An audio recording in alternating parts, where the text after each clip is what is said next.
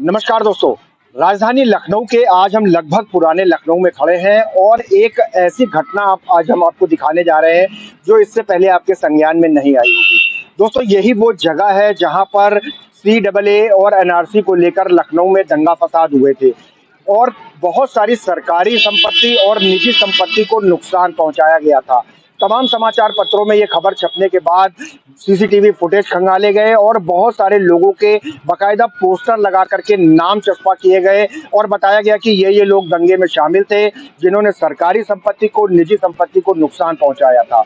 कई मामले दर्ज हुए और उसके बाद मुख्यमंत्री योगी आदित्यनाथ ने संज्ञान लेते हुए एक दावा प्राधिकरण नाम की एक स्पेशल बोर्ड का गठन किया, जिसमें कि एक लखनऊ में कोर्ट बनना था, एक प्रयागराज में बनना था, एक मेरठ में बनना था, क्योंकि इन दंगों में बहुत सारे निर्दोष लोग भी शामिल हो गए थे। तो उन सबको बचाने के लिए योगी सरकार का एक ड्रीम प्रोजेक्ट था कि एक बोर्ड की स्थापना हो जिससे कि जो निर्दोष व्यक्ति फंसे हैं उनको भी इंसाफ मिल सके। लेकिन कहीं ना कहीं ये मामला भी हवा में ही दिखाई पड़ रहा है। आज हम बात करने वाले हैं प्रयागराज की, क्योंकि प्रयागराज में जिस तरीके से दावा अधिकरण कोर्ट का गठन किया वो कहीं नजर नहीं आता है। इसको लेकर के जाने माने RTI एक्टिविस्ट, बल्कि star activist, king activist Siddharth Narayan ने इसी साल फरवरी में सूचना आयोग में एक सूचना मांगी थी, जिसका अभी 2 दिन पहले ही एक जवाब आया है। दोस्तों, हम बातचीत करेंगे सिद्धार्थ नारायण जी से और उनसे जानेंगे कि क्या मामला था और दावा अधिकरण जो योगी सरकार का ड्रीम प्रोजेक्ट था वो अब तक कहां तक पहुंचा। तो दोस्तों, दावा अधिकरण जो बनाया गया CM योगी का ये ड्रीम प्रोजेक्ट था, इसको लेकर के king RTI activist Siddharth Narayan ji ने इसी साल फरवरी में सूचना आयोग से सूचना मांगी थी। उसको लेके क्या कुछ कार्रवाई हुई, क्या वो सूचना मांगी गई थी और प्रयागराज में किस तरीके से दावा अधिकरण कोर्ट काम कर रहा है, इसकी जानकारी लेने के लिए बातचीत करेंगे। सिद्धार्थ जी, नेशनल वॉच न्यूज चैनल में बहुत बहुत आपका स्वागत है। धन्यवाद। आपने फरवरी में एक सूचना आपने मांगी थी। क्या सूचना आपने मांगी थी, क्या जवाब मिला? हाँ, ऐसा है कि आपको याद होगा माननीय मुख्यमंत्री जी ने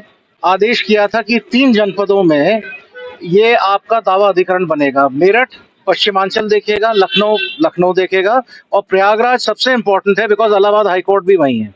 अब इसके अंदर हुआ क्या कि ये इनका पास हुआ, उसमें ACS साहब का ऑर्डर भी हुआ, कमिश्नरेट प्रयागराज को गया, वहां से DM साहब को गया और वहां पे उसके बाद जो है अभी तक दावा अधिकरण के पास भूमि नहीं है, कोई भवन नहीं है संचालित होने के लिए।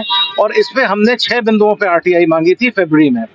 इनके जवाब ऐसे गोलमोल मिले, कुछ जवाब सही मिले। कौन से वो 6 बिंदु थे जिसपे आपने सोचा? हाँ, सबसे पहले तो ये था कि दावा अधिकरण का ऑफिस कहाँ है, कि अगर मुझे बैठ के मेरा मान लीजिए कि देखिए, ये पहली चीज एक ये समझनी पड़ेगी, ये एक ऐसा आयोग है जिसमें सबका भला है, सरकार का भला है, क्योंकि सरकार की नीतियां इंप्लीमेंट हो रही हैं, उसके बाद कभी दोबारा दंगा नहीं हुआ। पहली बात तो ये बहुत इंपॉर्टेंट है। दूसरी बात ये है कि क्योंकि ये बनेगा तो जो कोर्ट्स के ऊपर लोड पड़ रहा है, जो आजकल ओवरवर्क्ड है, जुडिशरी ओवरवर्क्ड है और जजेस के पास बहुत काम है, एक सेपरेट ट्राइब्यूनल बनाने से और उसका इंफ्रास्ट्रक्चर एक का इंप्रूव करने से औरों को फायदा है। तो डायरेक्टली लोड जो है वो कोर्ट पे नहीं पड़ता। तीसरी बात ये होती है कि अगर मान लीजिए गलती से कोई ऐसा व्यक्ति है जिसको पुलिस ने या किसी ने किसी दुश्मनी से बंद करा दिया, तो उसको भी इंसाफ मिलेगा। तो ये तो सबके हित की बात है। इसमें अक्सर ये देखा गया है कि RTI ऐसा एक्चुअली क्या हो गया है, RTI को ऐसा समझ लिया जैसे कोई हथियार है या कोई वेपन है जिसको आप किसी के खिलाफत में या किसी को बर्बाद करने के लिए यूज करते हैं। ऐसा नहीं है।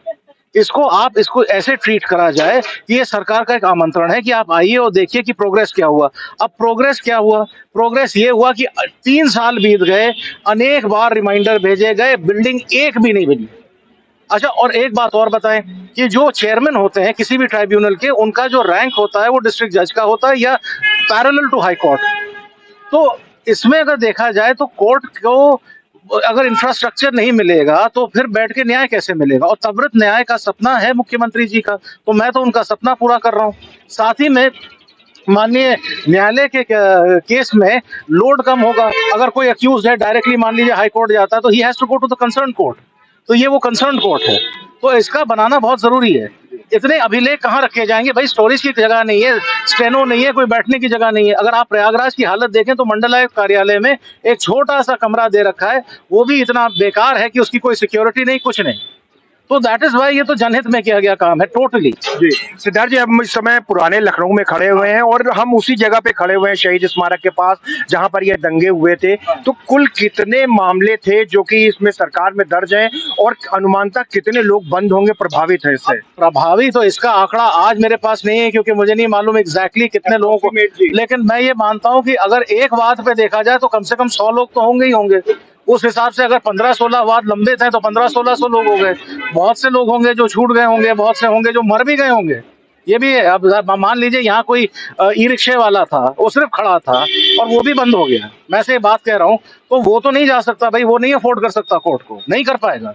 तो अच्छा, अब अगर मान लीजिए जेन्युइनली किसी ने तोड़फोड़ मचाई है तो वो तो बाहर निकल के फिर तोड़फोड़ मचाएगा, तो उसके लिए भी कोई रिलीफ नहीं होनी चाहिए। तो ये तो फैसला न्यायालय ही कर सकता है, इसका कोई कॉमन आदमी।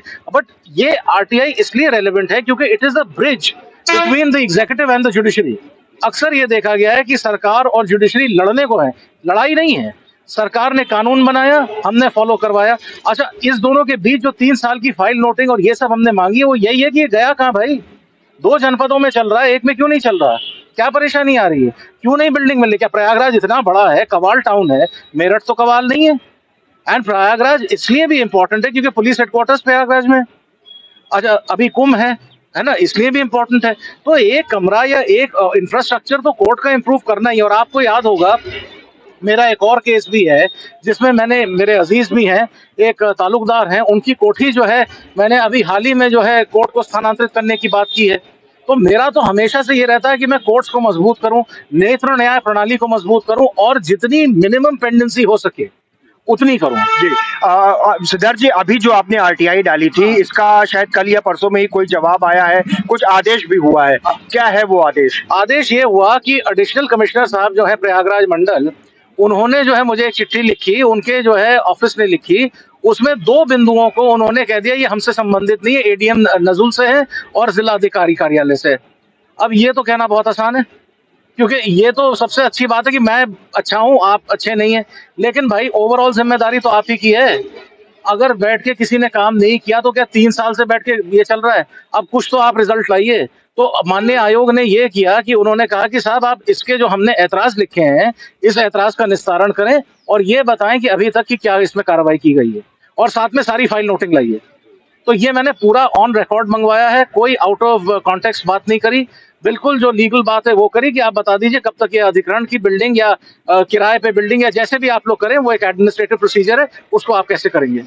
तो इसका मतलब है कि फिर एक बार सिद्धार्थ नारायण की आरटीआई जो है बहुत सारे लोगों के लिए इंसाफ का कारण बनने जा रही है। मैंने तो हमेशा किया, मैं तो, मेरे से कोई भी नहीं कह सकता कि मैंने कोई काम अपने हित में किया हो। मैंने हमेशा जनहित में काम किया है, आज भी मैं वही कर रहा हूं, क्योंकि मुझे लगता है कि इस देश में कोर्ट केसेस की पेंडेंसी इतनी ज्यादा हो चुकी है कि अगर एक एवरेज आदमी उसको सॉल्व करने बैठ जाए तो आज से लगभग 150 साल लग जाएंगे, तब भी नहीं सॉल्व होगी। एक आखिरी सवाल, ये जो आपने आरटीआई डाली, इसका बहुत सारे हजारों लोगों को इसका फायदा मिलने वाला है। क्या ये जुडिशरी और इन सब चीजों के बीच में भी, सरकार के बीच में भी किसी ब्रिज का काम करेगा? Absolutely, absolutely. इसका मूल उद्देश्य यही है कि सरकार की हम कोई मुखालफत नहीं कर रहे, जुडिशरी की हम मदद कर रहे हैं। अक्सर ये देखा गया है कि अगर आप सरकार से बात करते हैं तो आप किसी की खिलाफत कर रहे हैं। अक्सर 90% इस मुल्क में ये हो रहा है कि जो भी एक्टिविज्म में आता है या वो करता है, वो एंटी गवर्नमेंट जरूर बोलता है। अरे भाई, आप सरकार का भाग दीजिए ना, भागीदारी करिए इसमें, आप खिलाफत क्यों करने लग जाते हैं? और अगर आप साथ देंगे तो सरकार जो है जिस तरीके से काम कर रही है, त्वरित न्याय का सपना पूरा होगा। ये जो है, अगर मान लीजिए ये बिल्डिंग बन जाती है, जो लंबित वाद हैं अति शीघ्र निस्तारित होंगे। इससे एक संदेश ये जाएगा कि कोर्ट्स अगर जो है जब जस्टिस दे रहे हैं, हो रहा है तो फास्ट जस्टिस हो रहा है। एक जगह शुरुआत होगी और कोर्ट्स इंस्पायर होंगे, और जल्द से जल्द अगर कोर्ट्स का हम इंफ्रास्ट्रक्चर इंप्रूव करेंगे, because this is the third wing, legislature, executive and judiciary. अगर हम जुडिशरी को मजबूत करेंगे तो आप ये बताइए, कोई बच्चे की पेंसिल भी नहीं छीन पाएगा। मतलब इससे तो जो संदेश जाएगा। और अगर मान लीजिए किसी को, कोई बहुत रिस्पेक्टेबल आदमी है और उसको जो है पब्लिक आई में आपने बदनाम कर दिया, तो भाई कौन फैसला करेगा कि वो निर्दोष है कि नहीं है ना? वो तो कोर्ट ही फैसला ले सकता है। तो इसीलिए अगर कोर्ट मजबूत हो जाएगा तो देश मजबूत हो जाएगा। और सरकार तो अपनी जगह है, ये जो सरकार ने साथ दिया है, कोर्ट कह रहा है कि हमें चाहिए। अब कहीं ना कहीं ये पेज फंसा है, हमने मांगा है फाइल नोटिंग लाओ, बताओ कहाँ ये पेज फंसा है। हम भी जानना चाहते हैं कि क्यों नहीं बना, क्यों काम नहीं हो पा रहा है। आई वांट टू नो, है ना। तो ये है इसका बेसिक मतलब कि सरकार भी साथ काम करेगी, जुडिशरी भी करेगी, और जुडिशरी की मदद मैं कर रहा हूँ, सरकार की भी मदद कर रहा हूँ। और इसमें आरटीआई जो है एक एक जैसे कहते हैं एक ब्रिज का काम, हाईवे का काम कर रही है टुवर्ड्स बेटर सोसाइटी। ये हुआ है इसमें, पहली बार ऐसा हुआ है कि किसी ने जो है एक इसको ऐसे इस नजरिए से देखा हो। अक्सर लोग खिलाफत की नजरिए से देखते हैं, खिलाफत कुछ नहीं है। तो दोस्तों देखा आपने, ये है जाने माने आरटीआई एक्टिविस्ट सिद्धार्थ नारायण, जिन्होंने सीए एनआरसी के दंगों को लेकर के अपनी बात रखी है, और इस बात का फायदा, इस आरटीआई का फायदा हजारों लोगों को होने वाला है। नेशनल वॉच न्यूज चैनल पर लगातार जुड़े रहिए और राजधानी लखनऊ से ऐसी ही प्रमुख घटनाओं, जानकारियों की सूचना आप तक पहुंचती रहेगी। बहुत बहुत धन्यवाद दोस्तों।